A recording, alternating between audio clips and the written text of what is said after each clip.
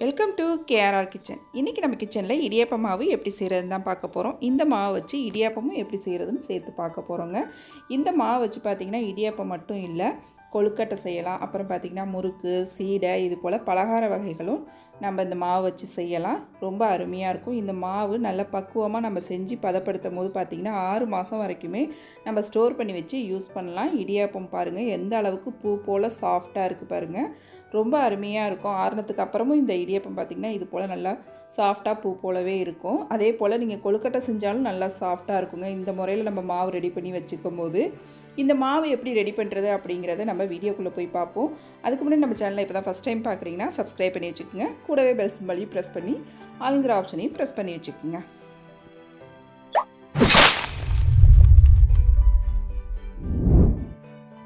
இன்றைக்கி இடியப்பம் செய்கிறதுக்கு பார்த்திங்கன்னா 2 கிலோ அளவுக்கு நான் பச்சரிசி எடுத்திருக்கேன்.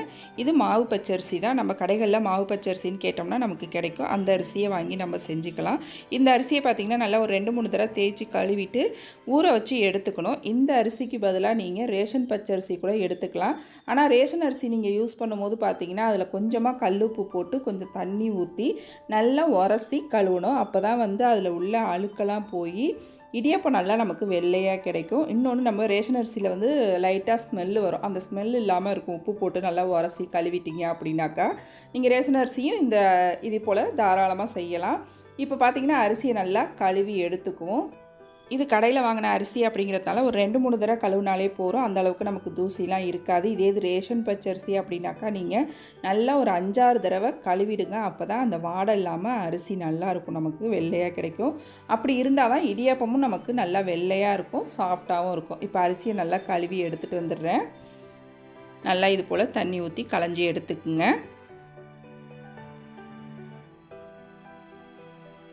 இப்போ அரிசி பாருங்கள் கழுவி எடுத்துகிட்டு வந்துட்டேன். இப்போ இது நல்லா மூழ்கிற அளவுக்கு தண்ணி ஊற்றி ஊற வச்சுக்குவோம். இந்த அரிசியை பார்த்திங்கன்னா குறைஞ்சது ஒரு 3 மணி நேரமாவது ஊற வச்சுக்கணும். நல்லா ஒரு 3 மணி நேரம் ஊற வச்சுட்டு நம்ம மாவு அரைக்கும் போது பார்த்திங்கன்னா இடியாப்பம் நல்லா சாஃப்டாக இருக்கும். அதனால் குறைஞ்சது ஒரு 2 மணி நேரமாவது ஊற வச்சுக்குங்க இந்த அரிசியை. இப்போ அரிசி நல்லா ஊறட்டும், அதுக்கப்புறம் நம்ம என்ன பண்ணுங்கிறத சொல்கிறேன். இப்போ பாருங்கள் அரிசி நல்லா ஒரு 3 மணி நேரத்துக்கு மேலேயே நான் ஊற வச்சு எடுத்துக்கிட்டேன். இப்போ இதை பார்த்தீங்கன்னா தண்ணியை வடிகட்டி வச்சுருக்கேன். இது போல் உங்கள்கிட்ட வடிகட்டி இருந்துச்சு அப்படின்னா அதில் இது போல் அள்ளி வச்சிங்க அப்படின்னா தண்ணி எல்லாம் வடிஞ்சிரும். அப்படி இல்லைன்னா ஒரு துணியில் வடிகட்டி எடுத்துக்குங்க. இப்போ நல்லா தண்ணிலாம் வடிஞ்சு ஈரமாக இருக்கணும் அரிசி. இது நான் இன்றைக்கி நிறையா இருக்குது அப்படிங்கிறதுனால மில்லில் தான் கொடுத்து அரைக்க போகிறேன். ஈர அரிசி அரைக்கணும்னு சொன்னிங்கன்னா அவங்க அரைச்சி கொடுப்பாங்க. அந்த மில்லில் கேட்டு அரைச்சிக்குங்க. இதே இது நீங்கள் கம்மியான அளவு வீட்டில் செய்கிறீங்க அப்படின்னாக்கா இந்த அரிசியை பார்த்திங்கன்னா ஒரு காட்டன் கிளாத்தில் ஒரு 10 நிமிஷத்துக்கு பரப்பி விட்டு அப்படியே காய வச்சுக்குங்க. காஞ்சதுக்கு அப்புறம் ஈரம் இருக்கணும் அரிசியில், லைட்டாக காய வச்சுட்டு அதுக்கப்புறம் நம்ம மிக்ஸி ஜாரில் போட்டு அரைக்கணும். அப்போ தான் அந்த மிக்ஸி ஜாரில் ஒட்டாமல் நல்லா அரைப்பட்டு வரும். இந்த மாவை பார்த்திங்கன்னா நான் இப்போ இதில் மிஷினில் கொடுத்து அரைச்சி எடுத்துகிட்டு வந்துக்கிறேன். இப்போ பாருங்கள் மாவை அரைச்சி எடுத்துகிட்டு வந்துட்டால் மாவு ஈரமாக தான் இருக்குது. இந்த மாவை இப்போ பார்த்திங்கன்னா நம்ம வேக வச்சு எடுத்துக்கணும். நீங்கள் மிக்ஸி ஜாரில் அரைக்கிறீங்க அப்படின்னாக்கா கையோடு அந்த மாவை நைஸ் ஜல்லாடையில் சலித்து எடுத்துக்கணும் மாவை. இப்போ இந்த மாவு பார்த்திங்கன்னா ஒரு வெள்ளை துணியில் எடுத்து வச்சுக்குவோம். எந்த அளவுக்கு உங்களுக்கு இட்லி பானை கொள்ளுமோ அதுக்கு தகுந்த அளவு மாவு எடுத்து வச்சுக்குங்க. இது போல் வெள்ளை துணியே யூஸ் பண்ணுங்கள். கலர் துணி யூஸ் பண்ணிங்க அப்படின்னாக்கா உங்களுக்கு அந்த சாயம் அந்த மாவில் இறங்கிடும். அதனால் வெள்ளை துணியே யூஸ் பண்ணுங்கள். இப்போ இது போல் முடிச்சு போட்டுக்குங்க. இப்போ இதை பார்த்திங்கன்னா நம்ம இட்லி பானையில் வச்சு வேக வச்சு எடுக்கணும். இப்படி லேசாக முடிச்சு போட்டுக்கிட்டிங்கன்னா போதும், ரொம்ப இருக்க போட வேணாம். இப்போ இதை இப்படியே பார்த்திங்கன்னா இட்லி பானையில் நம்ம வேக வச்சுக்குவோம். தண்ணி கொதிக்க வச்சுருக்கேன். அதில் ஒரு இட்லி தட்டை வச்சு அது மேலே இந்த மாவை எடுத்து வச்சிடுறேன். ஒரு 10 நிமிஷத்துக்கு வேக வச்சோம் அப்படின்னாக்கா போகிறோம், நல்லாவே வெந்து வந்துடும். இப்போ இட்லி மூடி போட்டு வேக வச்சு எடுத்துக்குவோம். இப்போ பாருங்கள் ஒரு 10 நிமிஷம் மாவு நல்லா வெந்துட்டு இப்போ எடுத்து பார்ப்போம். இப்போ மாவை எடுத்து இப்படி லைட்டாக உருட்டினீங்க அப்படின்னாக்கா உங்களுக்கு அந்த நம்ம புட்டு மாவு பதம் பார்ப்போம்ல அந்த அளவுக்கு இது உருண்டு வரணும். மாவு இந்த அளவுக்கு வெந்துச்சுன்னா போதும். இப்போ இது ஒரு தாம்பாளத்தில் நம்ம எடுத்து மாற்றிக்குவோம். இப்போ தாம்பாளத்தில் மாற்றினதுக்கு அப்புறம் பார்த்திங்கன்னா சூடாக இருக்கும் போதே அந்த கட்டிகள்லாம் ஒரு கரண்டி வச்சு நல்லா இது போல் உடச்சி விட்டுருங்க. இப்போ மீதம் இருக்கிற மாவையும் பார்த்திங்கன்னா இதே போல் நான் வேக வச்சு எடுத்துக்கிறேன். வேக வச்சதுக்கப்புறம் நம்ம என்ன செய்கிறதுங்கிறத பார்ப்போம். இப்போ அதே போல் 2வது ரவுண்டு நான் வேக வச்சு எடுத்துக்கிறேன். இப்போ எல்லா மாவும் பார்த்திங்கன்னா நல்லா வெந்ததுக்கு அப்புறம் நம்ம வெயிலில் இன்றைக்கி நான் காய வைக்க போகிறேன். இது போல் வெள்ளை துணி ஒன்று போட்டு நல்லா இது போல் அந்த கட்டிகள்லாம் உடச்சி விட்டு கரண்டியை வச்சு இப்படி அழுத்தி விட்டிங்க அப்படின்னாக்கா உடஞ்சிரும். உடச்சி விட்டு இதை நம்ம வெயிலில் காய வச்சு எடுத்துக்குவோம். நீங்கள் வெயிலில் காய வச்சு எடுக்க முடியல அப்படின்னாக்கா இந்த மாவை அப்படியே எண்ணெய் சட்டியில் போட்டு லைட்டாக வறுத்து எடுத்துக்கிட்டிங்கன்னா போதும். மாவு நல்லா பொல பொலன்னு வறுபட்டு வந்துடும். ரொம்ப செவக்கெல்லாம் வறுத்துறாதீங்க. அடுப்பு தீயை குறைச்சி வச்சு லைட்டாக வறுத்திங்கனாலே அதில் உள்ள ஈரப்பதம் போனால் போதும். அந்த அளவுக்கு வறுத்து எடுத்துக்கங்க. நான் இன்றைக்கி வெயிலில் காய வச்சு எடுத்துருக்கேன். மாவு பாருங்கள் நல்லா காஞ்சிடுச்சு. ஆனால் அங்கங்கே நமக்கு கட்டிகளாக இருக்குது. இப்போ இந்த மாவு பார்த்திங்கன்னா மிக்ஸி ஜாரில் சேர்த்து அரைச்சி எடுத்துக்குவோம். இந்த கட்டிகள்லாம் உடப்பட்டு வந்துடும் நமக்கு. நீங்கள் இது போல் வெயிலில் காய வைக்காமல் வறுத்துட்டு எடுத்து வச்சாலும் நீங்கள் இது போல் சலிச்சுட்டு தான் எடுத்து வைக்கணும் மாவை. நம்ம வறுக்கும் போது மாவு லைட்டாக நமக்கு கட்டி தட்டும். அதனால் அப்பயும் நம்ம சலிச்சுட்டு தான் எடுத்து வைக்கணும் மாவை வறுத்துட்டு. இப்போ மாவு பாருங்கள் அரைச்சி எடுத்துகிட்டு வந்துட்டேன். இதை ஒரு தடவை நம்ம சலிச்சுக்குவோம். சலித்தோம் அப்படின்னாக்கா அதில் லைட்டாக நமக்கு குருணை மாதிரி இருக்கும் இந்த மாவு கட்டி கட்டியாக. நம்ம திரும்ப அந்த மாவை அரைக்கிறதோட போட்டு அரைச்சோம் அப்படின்னாக்கா எல்லா மாவுமே நமக்கு நல்லா அரைப்பட்டு வந்துடும். இப்போ இதை மிக்ஸி ஜாரில் சேர்த்து அது கூடவே இன்னும் கொஞ்சம் மாவு சேர்த்து இதே போல் எல்லா மாவையும் நான் அரைச்சி சலித்து எடுத்துக்கிறேன். இது போல் செய்யும் போது பார்த்திங்கன்னா நமக்கு மாவு கெட்டு போகாது. நல்லா வெயிலில் காய வச்சுட்டு நம்ம இது போல் செஞ்சுக்கிட்டோம் அப்படின்னாக்கா ரொம்ப நாள் வரைக்கும் வச்சுருந்து யூஸ் பண்ணலாம். வண்டு பூச்சி எதுவும் வைக்காது. மாவு ரொம்ப அருமையாக ரெடியாக இருக்குது பாருங்கள். நம்ம மாவை இது போல் ஆவியில் வேக வச்சு பதப்படுத்தி எடுத்து வைக்கும் போது பார்த்திங்கன்னா இதில் செய்கிற பலகாரம் எல்லாமே ரொம்ப அருமையாக இருக்குங்க. கொழுக்கட்டை செஞ்சாலும் சரி, இடியாப்பம், புட்டு எல்லாமே ரொம்ப அருமையாக இருக்கும். அதே போல் முறுக்கு, சீடை, தட்டை இது போல் பலகாரங்கள் செய்யும் போதும் பார்த்திங்கன்னா ரொம்ப அருமையாக இருக்குங்க இந்த மாவை பயன்படுத்தி செய்கிறதுக்கு. இப்போ இந்த மாவை பார்த்திங்கன்னா நல்ல ஒரு ஈரம் இல்லாத செம்படத்தில் எடுத்து வச்சுக்குங்க. காற்று போகாத நல்ல டைட்டான ஒரு டப்பாவில் நம்ம எடுத்து வச்சிட்டோம் அப்படின்னாக்கா அந்த மாவு ரொம்ப நாள் வரைக்கும் கெட்டு போகாமல் இருக்கும். ஒவ்வொரு தரையும் நீங்கள் எடுக்கும் போது இதை கரண்டி போட்டு எடுங்க. கை வச்சு யூஸ் பண்ணாதீங்க. அப்போ தான் மாவு ரொம்ப நாள் வரைக்கும் நமக்கு இருக்கும்.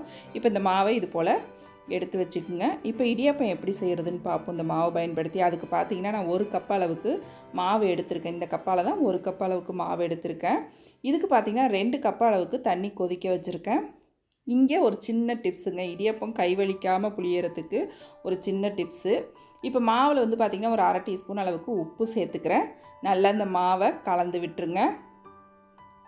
மாவை நல்லா கலந்து விட்டுட்டு உப்பு நல்லா ஒன்று கலந்து வரணும் மாவோட. கலந்து விட்டுட்டு இப்போ தண்ணி கொதிக்க வச்சுருக்கோம் பாருங்களா. இந்த தண்ணி லைட்டாக சூடு ஏறி கொதித்து அப்படி லைட்டாக கொதி வருது பாருங்கள். இந்த ஸ்டேஜில் அடுப்பு ஆஃப் பண்ணிடணும். இந்த பதத்துக்கு தண்ணி கொதிக்க வச்சு மாவு கலந்திங்கன்னா உங்களுக்கு இடியாப்பம் நல்லா புளியறதுக்கு ஈஸியாகவும் இருக்கும். இடியாப்பமும் நல்லா சாஃப்டாக இருக்கும். இப்போ இந்த சூடு பண்ண தண்ணியை கொஞ்சம் கொஞ்சமாக சேர்த்து மாவு கலந்துக்குங்க.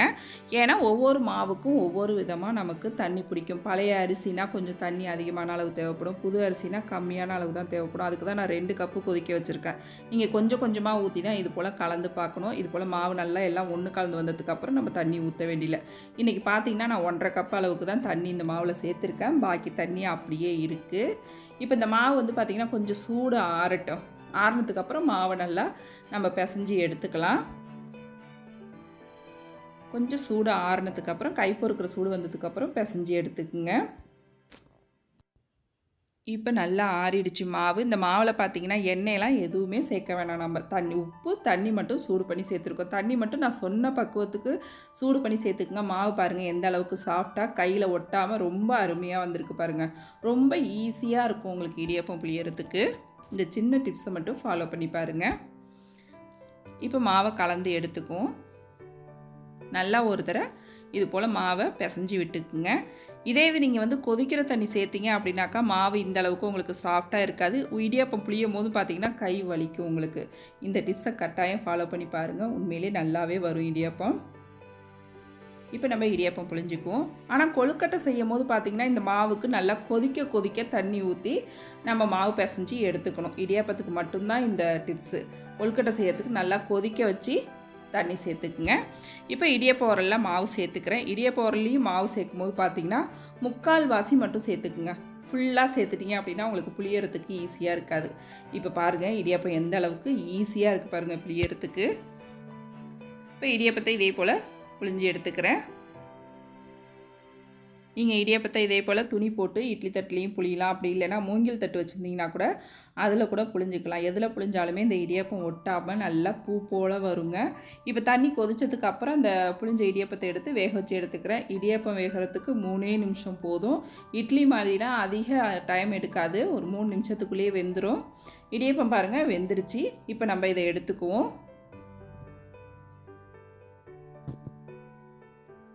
இந்த இடியாப்பத்தில் நம்ம தண்ணிலாம் தெளிக்க வேணாம், அப்படியே எடுத்துக்கலாம். அது துணியில் ஒட்டாமல் நமக்கு ரொம்ப அருமையாக வருங்க. இப்போ பாருங்கள் எப்படி வருது பார்த்தீங்களா? இடியாப்பம் துணியில் கொஞ்சம் கூட ஒட்டாது. அதே போல் பார்த்திங்கன்னா இடியாப்பமும் ரொம்ப நல்லா சாஃப்டாக இருக்குங்க. மீதம் இருக்கிற மாவை பார்த்திங்கன்னா நான் மூங்கில் தட்டில் இது போல் பிழிஞ்சு வச்சுருக்கேன். இதையும் வேக வச்சு எடுத்துக்கிறேன். நம்ம எதில் செஞ்சாலுமே இந்த இடியாப்பம் கொஞ்சம் கூட ஒட்டாது, ரொம்ப அருமையாக வரும். நான் சொன்ன டிப்ஸ் எல்லாத்தையும் ஃபாலோ பண்ணி செஞ்சீங்க அப்படின்னாக்கா ரொம்ப அருமையாக இருக்குங்க. மாவு இது போல் பதப்படுத்தும் போது இன்னுமே இந்த இடியாப்பத்தோட டேஸ்ட்டு ரொம்ப அருமையாக இருக்குங்க. நல்லா இந்த இடியாப்பத்துக்கு பார்த்திங்கன்னா தேங்காய் பால், குருமா, அப்புறம் கிரேவி இதேமாரி ஐட்டம்ஸ்லாம் வச்சு சாப்பிடும்போது பார்த்திங்கன்னா ரொம்ப அருமையாக இருக்கும். நான் இந்த இடியாப்பத்துக்கு பார்த்திங்கன்னா இன்றைக்கி தேங்காய் பால் தான் செஞ்சுருக்கேன். மூங்கில் தட்டில் புழிஞ்ச இடியாப்பமும் பாருங்கள் எந்த அளவுக்கு சாஃப்டாக சூப்பராக வந்திருக்கு பாருங்கள்.